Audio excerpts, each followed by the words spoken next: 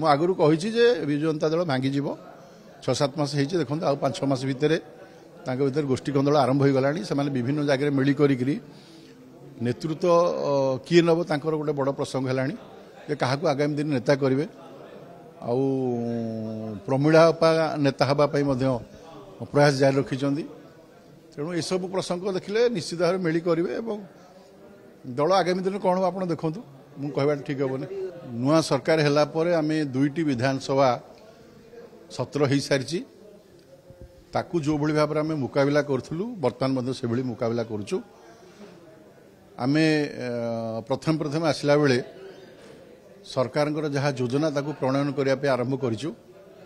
ମାନନୀୟ ମୁଖ୍ୟମନ୍ତ୍ରୀଙ୍କ ନେତୃତ୍ୱରେ ଓଡ଼ିଶା ବିକାଶ ଦିଗରେ ଆଗେଇ ଚାଲିଛି ଏବଂ ଯେଉଁଭଳି ଭାବରେ ବିକାଶ ଚାଲିଛି ତାକୁ ସାରା ଓଡ଼ିଶାର 4.5 କୋଟି ଜନତା ଗ୍ରହଣ କରିଛନ୍ତି ଏବଂ ତାଙ୍କୁ କ୍ରିୟାନ୍ୱୟନ କରିବାର ସମୟ ଆସିଛି।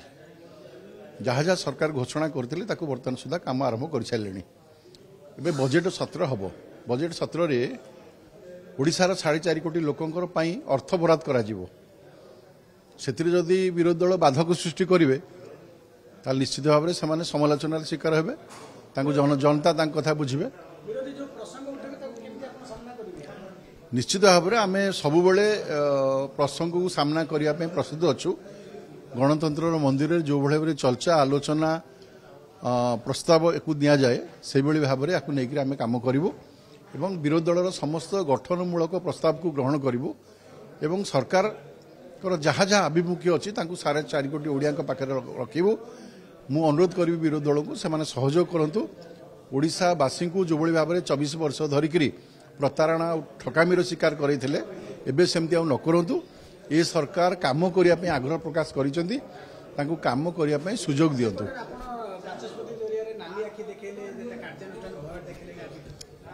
ବାଚସ୍ପତି ମହୋଦୟା ଜଣେ ମହିୟସୀ ମହିଳା, ଜଣେ ମହିଳା ହିସାବରେ ତାଙ୍କୁ ଆମେ ସମ୍ମାନ କରିବା କଥା।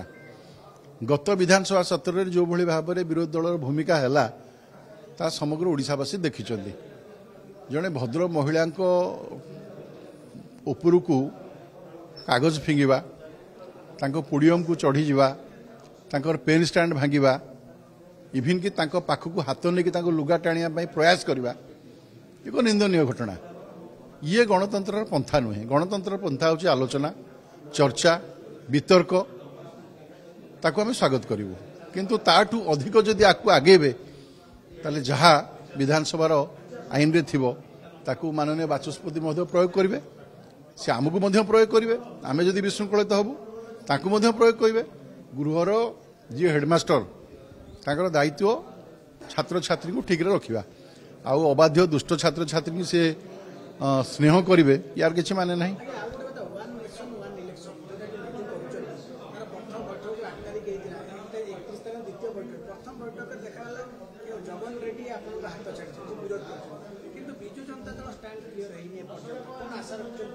नहीं 1 नेशन 1 इलेक्शन प्रधानमंत्री यशस्वी प्रधानमंत्री मोदी एक माने सफल प्रयास ताकू समग्र ओडिशावासी समग्र देशवासी ग्रहण करिया उचित। निर्वाचन रे हजार हजार कोटी टंका खर्च होउची, समय खर्च होउची, विकास काम गतिरोध होउची।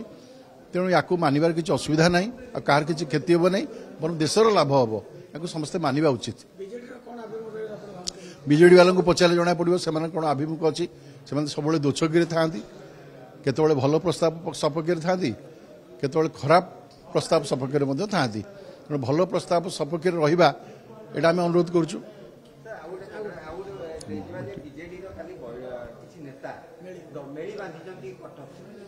मु आगुरी कही विजु जनता दल भांगिଯିव 6-7 मास ହେଇଛି ଦେଖନ୍ତୁ ଆଉ 5-6 ମାସ ଭିତରେ ତାଙ୍କ ଭିତରେ ଗୋଷ୍ଠୀ କନ୍ଦଳ ଆରମ୍ଭ ହୋଇଗଲାଣି। ସେମାନେ ବିଭିନ୍ନ ଜାଗାରେ ମିଳି କରିକିରି ନେତୃତ୍ୱ କିଏ ନେବ ତାଙ୍କର ଗୋଟେ ବଡ଼ ପ୍ରସଙ୍ଗ ହେଲାଣି ଯେ କାହାକୁ ଆଗାମୀ ଦିନ ନେତା କରିବେ ଆଉ ପ୍ରମିଳା ନେତା ହେବା ପାଇଁ ମଧ୍ୟ ପ୍ରୟାସ ଜାରି ରଖିଛନ୍ତି। ତେଣୁ ଏସବୁ ପ୍ରସଙ୍ଗ ଦେଖିଲେ ନିଶ୍ଚିତ ଭାବରେ ମିଳି କରିବେ ଏବଂ ଦଳ ଆଗାମୀ ଦିନ କ'ଣ ହେବ ଆପଣ ଦେଖନ୍ତୁ। ମୁଁ କହିବାଟା ଠିକ୍ ହେବନି।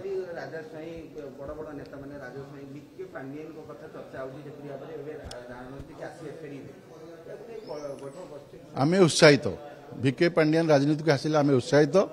ओडिशावासी मंगल हम मो भारतीय जनता पार्टी बहुत आगु जीव बहुत दिन धरी शासन कर